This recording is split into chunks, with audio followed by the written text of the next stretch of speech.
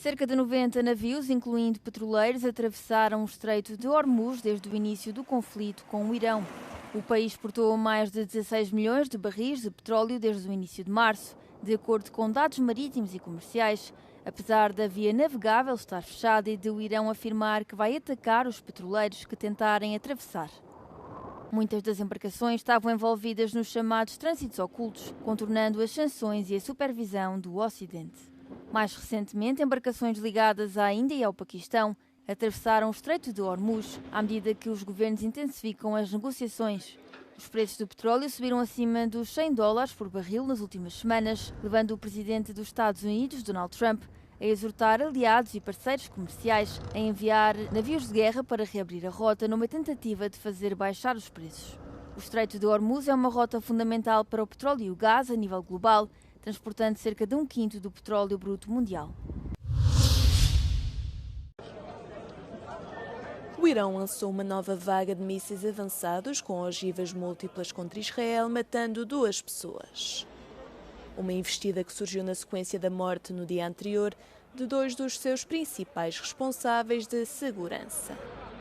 Em causa Ali Larijani, que presidia o Conselho Supremo de Segurança Nacional, mas também o líder da milícia Basij. In the past 24 hours, we knocked out 2 of the terrorist chieftains, the top terrorist chieftains of this tyranny. Our aircraft are hitting the terror operatives on the ground, in the crossroads, in the city squares. Teherão lançou também novos ataques contra países vizinhos na madrugada de quarta-feira. Kuwait, Arábia Saudita, Emirados Árabes Unidos e Iraque foram algumas das nações atingidas numa altura em que o conflito continua a afetar toda a região. Por enquanto, o Irão mantém o seu bloqueio ao Estreito de Hormuz, importante via navegável por onde passa habitualmente 1/5 do petróleo e do gás mundiais. Já Donald Trump deu a entender que os Estados Unidos poderão sair da NATO depois de a aliança ter rejeitado o seu pedido de auxílio para a reabertura do estreito. I'm disappointed in NATO that we spend trillions of dollars on NATO. Think of it, trillions over the years, many trillions of dollars. It's one of the reasons we have deficits and we help other countries. And when they don't help us, I mean, it's certainly something that we should think about. I don't need Congress for that decision. As you probably know, I can make that decision myself. Israel retomou a sua ofensiva no Líbano no âmbito de alegadas operações contra posições do Hezbollah, apoiado pelo Irão, no país. Depois de 19 dias de combates, há registro de 1.300 mortos no Irão, 900 no Líbano, 14 em Israel e 13 militares dos Estados Unidos. O Paraguai tornou-se no último país sul-americano a aprovar o acordo Mercosul-União Europeia, depois de, na terça-feira, o Parlamento da Assunção aprovar a moção por ampla maioria. Em particular, último artículo de forma. Ante la respuesta, ante el aislamiento que se propone, nosotros respondemos con multilateralismo. Isto significa que falta apenas a aprovação do Parlamento Europeu para criar a maior zona de comércio livre do mundo, que representará quase 20% do PIB global. O governo húngaro opôs-se veemente ao acordo, invocando os interesses dos agricultores, mas em janeiro os Estados-membros acabaram por dar luz verde ao Mercosul.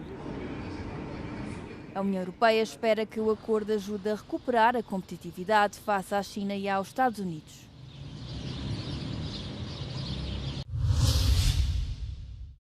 O primeiro-ministro da Eslovénia acusou os serviços estrangeiros de atacarem a soberania do país após alegações de que uma empresa israelita de espionagem se reuniu com o principal candidato da oposição antes das eleições do próximo domingo.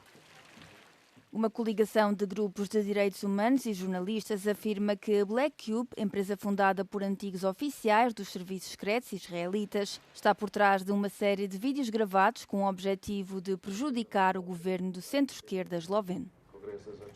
Relatos sugerem que responsáveis da empresa visitaram Ljubljana 3 vezes e que se reuniram com o principal candidato da oposição em dezembro.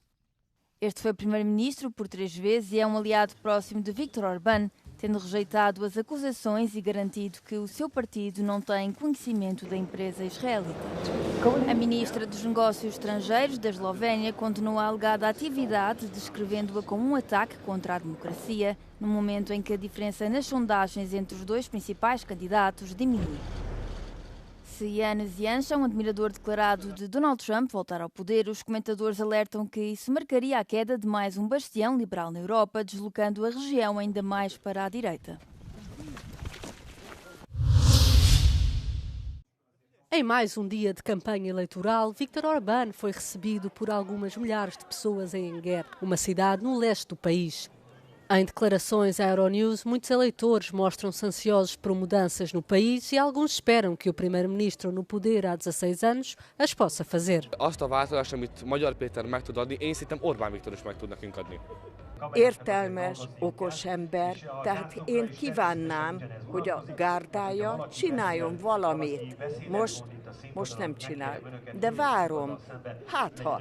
Biztos, hogy lehetne jobban csinálni mindent, olyan nincs, hogy nem lehet jobban csinálni mindent. De hát, ahogy most csinálják, ez eddig mindig legjobb. O primeiro-ministro húngaro iniciou a campanha nas ruas já na reta final, acompanhando os comícios rurais do seu rival Péter Magyar. Em contraste, Orbán chegou rodeado por um círculo de guarda-costas e não permitiu perguntas. No seu discurso, Orbán salientou que recusaria um acordo mediado pela União Europeia e só desbloquearia o apoio à Ucrânia quando o oleoduto Druzhba estivesse operacional. A helyzet világos. Ha van olaj, van pénz. Nincs olaj, nincs pénz. Sondagens independentes indicam que Orbán está em desvantagem em termos de popularidade 4 semanas antes das eleições de 12 de abril, face ao partido TISA, de centro-direita, e enfrenta uma batalha difícil para manter o seu lugar.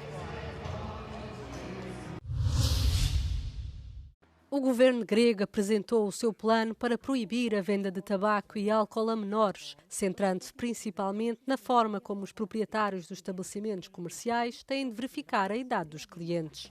A lei foi aprovada no verão passado e foi agora apresentada à aplicação digital para o efeito. Τι έχει παρατηρηθεί? Ότι στους ελέγχους υπήρχε πάρα πολύ συχνά η δικαιολογία ή ότι δεν κατάλαβα ότι είναι ανήλικος ή ότι μου έδειξε ταυτότητα που εγώ δεν κατάλαβα ότι είναι ψευδής. Αυτό που κάνουμε σήμερα αφαιρεί αυτή τη δικαιολογία.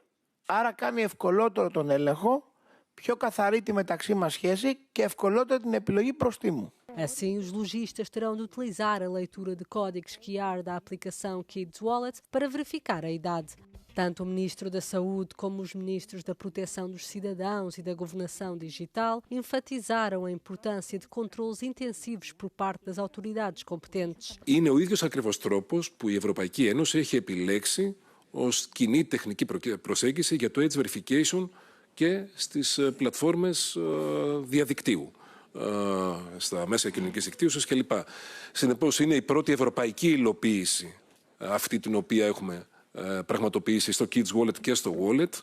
Além da verificação da idade, a aplicação Kids Wallet permite o controle parental de forma mais acessível. Don McCullin é uma lenda do fotojornalismo de guerra e é amplamente considerado um dos maiores fotógrafos contemporâneos. Ao longo das últimas 7 décadas, o seu trabalho fez história e consolidou como uma testemunha sensível do nosso tempo. Cobriu guerras, a pobreza e o sofrimento humano com rara compaixão e dedicação. Testemunhou atrocidades inimagináveis por todo o mundo e sofreu a perda de amigos e colegas. I was a young man. I didn't really have much of a future because I didn't have an education to start with. And then I was sent to do military service in the Air Force. I went to many countries in Africa and the Middle East, and I came back to England with a camera.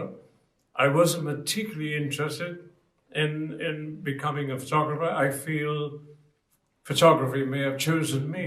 At the end of the day, I published 20, 30 books, and all of a sudden I felt that my life had some purpose, some meaning. McCullin começou a carreira no The Observer em 1959, aos 23 anos. Em 1961 foi distinguido pelas fotografias que captou sobre a construção do Muro de Berlim. I wanted to also make myself feel a bit important, that I went to these places, I took these pictures, they have a meaning, you know, they were tragic and they were, you know, but I did them with compassion, and I wanted the people to receive them with that same compassion, that they could try to understand what they were looking at was wrong. And so, in a way, I had a slight evangelistic kind of attitude, but I realized in the end I was kind of making a fool of myself, thinking I could change the world. I couldn't. I feel that all the effort I made into showing people that the tragedy of and the lack of compassion for other human beings, humanity is in a really bad mess at the moment. And it doesn't look as if it's going to get any better. If not, it's going to get worse, I think. A exposição apresenta 47 fotografias selecionadas pelo autor. O Senegal já não é o vencedor da Taça das Nações Africanas. A Comissão de Recurso da Confederação Africana de Futebol anulou o resultado da final de 18 de janeiro e declarou Marrocos campeão, após o protesto dos jogadores senegaleses que abandonaram o campo por quase 15 minutos. A final caótica em Rabat tinha sido ganha por 1-0 pelo Senegal após prolongamento, mas com a nova decisão, Marrocos vence por 3-0. No final do tempo de compensação, onde o resultado estava 0-0, o árbitro assinalou penalti para Marrocos. Em protesto, adeptos senegaleses invadiram o campo e a seleção retirou-se, provocando distúrbios em Rabat após o jogo. A decisão inicial tinha mantido o resultado em campo, impondo multas superiores a $1 milhão e suspensões a jogadores e dirigentes de ambas as equipas. A seleção senegalesa de futebol anunciou na terça-feira que vai recorrer ao Tribunal Arbitral do Desporto.